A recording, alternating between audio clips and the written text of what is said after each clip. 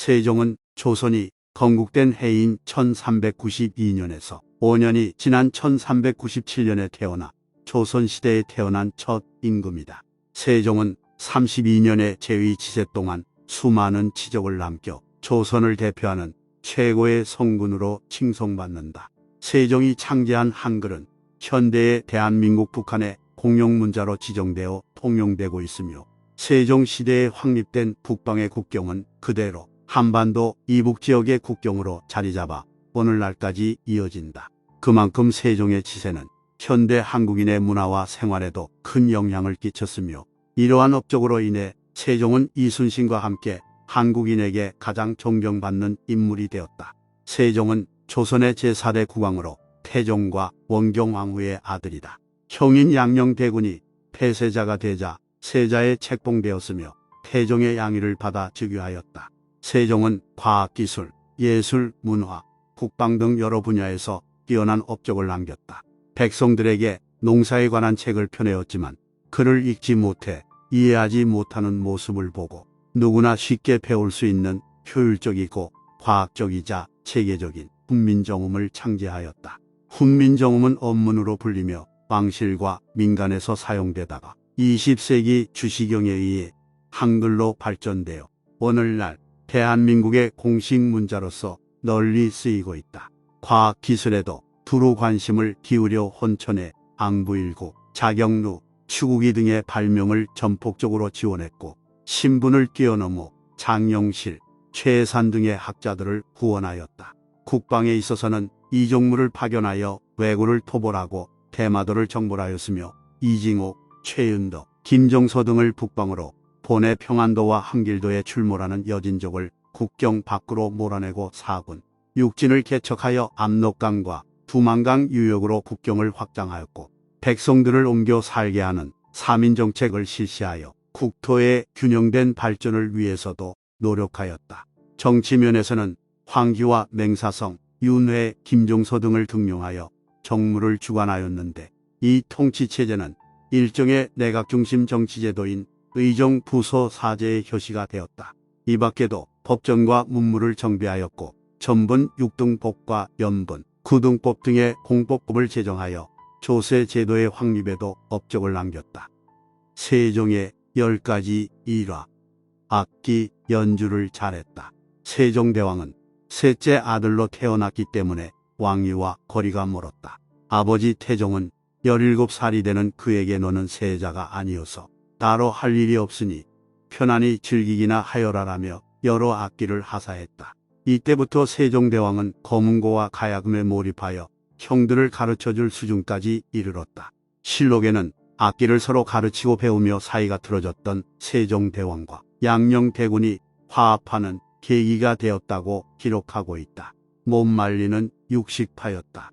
어린 시절부터 고기를 좋아하고 움직이기 싫어하는 성향을 가진 세종은 평생 비만으로 인한 성인병으로 고생했다. 아버지 태종이 세종의 즉위 후 운동을 권할 정도였으나 고기 반찬이 없으면 수저를 들지 않았던 그의 성향은 쉽게 고쳐지지 않았다. 3년상 중에는 고기를 먹지 못하나 아들이 고기를 먹지 못해 몸이 상할 것을 염려한 태종은 세종에게 고기 반찬을 주라는 유언을 남기기도 했다. 효자였던 세종대왕은 아버지의 3년상을 치르는 동안 고기를 먹지 않았으나 그 때문에 입맛이 없어 식사를 제대로 하지 못하자 친아들이 고기를 드시라고 말할 정도였다. 어린이와 노인을 위한 정책을 만들었다. 90세가 넘은 노비에게는 장수의 의미로 쌀 약 288kg을 제공하도록 명했다. 또한 노인들을 위해서 베푸는 잔치인 양로연에는 신분과 관계없이 80세 이상의 노인들은 모두 참석하는 것을 원칙으로 했다. 세종은 부모를 잃은 아이들을 위한 정책도 펼쳤다. 의료기관인 제생원에서 버려진 아이들을 돌보고 입양을 돕도록 명했다. 2년 동안 초가집에서 살았다. 조선의 연이은 흉년으로 백성들의 삶이 비폐해지자 세종대왕은 고통을 함께하고자 했다. 세종대왕은 경회로 동쪽의 백성들의 집과 똑같은 작은 초가집을 지어 무려 2년간 검소한 생활을 이어갔다. 이를 염려한 신하들이 세종대왕 몰래 초가집 바닥에 집더미를 넣었는데 이를 알고 크게 꾸짖었다. 출산 휴가제를 도입했다. 세종대왕은 궁에서 일하는 노비 여성이 임신하자 출산 전 한 달에 휴가를 부여해 만삭의 몸으로 일하지 않도록 했다. 그뿐만 아니라 아이를 낳고는 100일의 출산 휴가를 제정했다. 그만큼 세종은 시대를 앞선 왕이었다. 남자 노비들 역시 부인이 아이를 낳으면 30일간의 휴가를 받아 육아를 도울 것을 명했다. 안질이 있었다. 세종대왕은 안질로 인해 일상생활이 불편할 정도로 시력이 손상됐다. 세종실록 92권에는 내가 눈병을 얻은 지 이제 10년이나 됐으므로라는 문구가 기록돼 있다. 세종대왕은 재위기간 32년 가운데 20여 년 동안 시각에 장애를 느꼈고 임종하기 전 8년 동안은 거의 앞을 보지 못했다. 부인을 위해 분만실을 만들었다. 세종대왕은 즉위 후 장인인 시몬을 숙청하게 되며 부인 소원 왕후에게 항상 미안한 마음을 가졌다. 이후 부인 소원 왕후가 임신을 하자 경복궁에 건강하게 순산하길 바란다는 뜻의 건순각이라는 분만실을 선물했다. 장애인 지원 정책을 폈다. 세종대왕은 장애를 지닌 사람들이 사회적으로 크게 차별받고 멸시당하는 것을 못마땅하게 여겼다. 이에 악기를 다룰 줄 아는 시각장애인 중 신분이 천민인 자는 제주를 시험하여 채용하도록 명했다. 또한 장애인 단체에 노비와 쌀을 적극적으로 지원해 장애인들의 직업훈련이 크게 활성화될 수 있었다.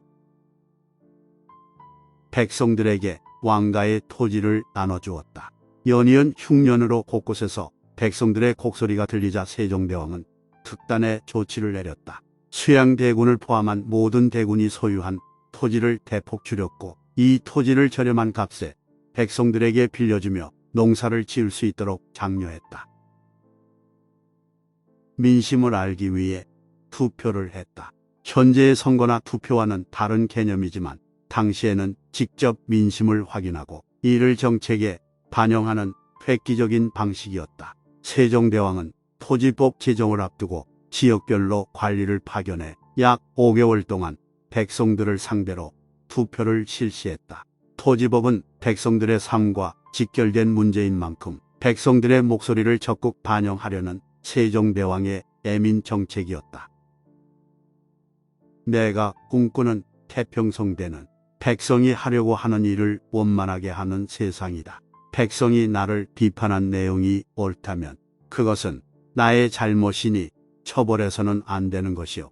설령 오해와 그릇된 마음으로 나를 비판했다고 해도 그런 마음을 아예 품지 않도록 만들지 못한 내 책임이 있는 것이니 어찌 백성을 탓할 것인가. 의논하자. 내가 인물을 잘 알지 못하니 신하들과 의논하여 관리를 임명하고자 한 것이다. 남을 너그럽게 받아들이는 사람은 사람들의 마음을 얻고 위엄과 무력으로 엄하게 다스리는 자는 사람들의 노여움을 사게 된다. 벼슬아치에서부터 민가의 가난하고 비천한 백성에 이르기까지 모두 이 법에 대한 가보를 물어라. 만약 백성이 이 법이 좋지 않다고 하면 행할 수 없다. 죽을 죄에 대하여는 살릴 수 있는 도를 구하고 중한 죄에 대하여는 가볍게 할 수 있는 단서를 찾으라.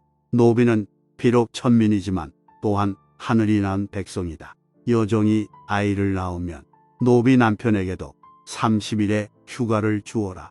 나이 많은 사람을 존경해야 효도에 대한 풍속이 두터워진다. 아이들에게는 겨울철에 먹을 것을 넉넉히 주고 치생원에서 항상 관찰하게 하라.